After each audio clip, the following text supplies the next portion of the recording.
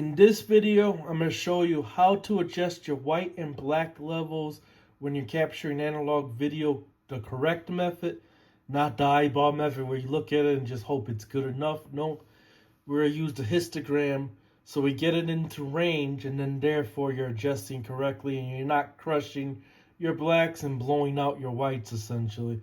Because once you lose that detail, it's not something you're going to be able to fix in post. So this is very critical, actually, not one of the more critical things.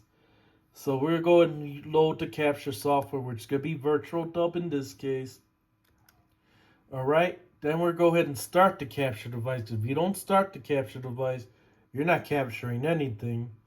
And then make sure you got the right input, that your audio is also set to the actual capture device itself as well and stuff like that. And we're essentially ready to capture.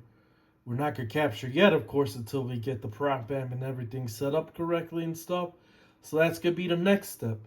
Now, if you go ahead and try to pull the filter for the Proc-amp in VirtualDub and stuff like that, it's going to mute the video as you're doing it. And it's going to be hard to go back and forth to adjust it. So what I like to do is use Graph Studio for this, which is a separate program. You can also use color tools as well. So we'll load Graph Studio. And then once we load Graph Studio, how to set it up is pretty easy. You go to Graph, Insert Filter, and then we're going to find the one for GV USB 2 and select the first one. So once we get to where it says GV USB 2, it's going to be the very first one of that one. And we're going to insert that. So we're going to insert that there. We're going to exit out of there. And then we're going to go right here and go to Properties. This is a very nut thing too, where it says the de-interlace method. We're going to keep this on Weave because this is going to turn off the internal de-interlacer. It's going to allow us to capture both field and full D1. So you want to keep that on Weave. So that's also very important too, but we're interested in the video Proc-amp settings. So we're going to go there, we're going to resize it where it's obviously not blocking the video we're trying to capture, or at least see. You know what I mean? So we're going to get this out of the way. You know what I mean? So have it the way you want to where it's out of the way. Now you see there's still no histogram on it because you got to, of course, pull it up. So you go to video, you go to histogram. And you can see down here, this is where your histogram normally would be. It's not there right now because we got to go to preview. So we're going to go to preview. And then we're going to go to preview acceleration and select the interlace, of course. So that way now we're capturing our histogram at the same time with the video. And you can see right there, there's not much on there because there's really not much going on. So we're going to push play. And essentially, all you want to do, it's pretty easy, as you can see here, I kind of have it set, we'll just default this. Alright, so there you go. You notice how it's kind of out of range there?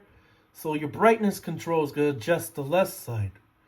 So we want to get that where you know it's in range as such.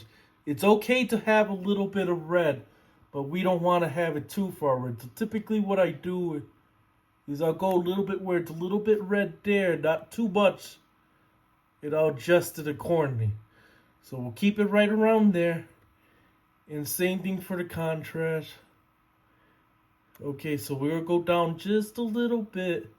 So we're not going out of range there. We're keeping it in the blue. It's okay to see a little, but you don't want that. That's too much. So you know, as the contrast adjusts the white side. We just don't want this way out of range there. And we also want the brightness is going to adjust the left side. We don't want that out of range. And that's how your blacks and whites should be. And you can see there, it looks great. You know what I mean? The black and whites are the correct now. And that's all you need to do. It's pretty simple. And typically when you select a scene, you want a scene with a bright and then also a lot of blacks in the background and stuff like that. And that's going to give you pretty much the optimal setting. Now, some people sometimes will adjust it during capture and stuff like that.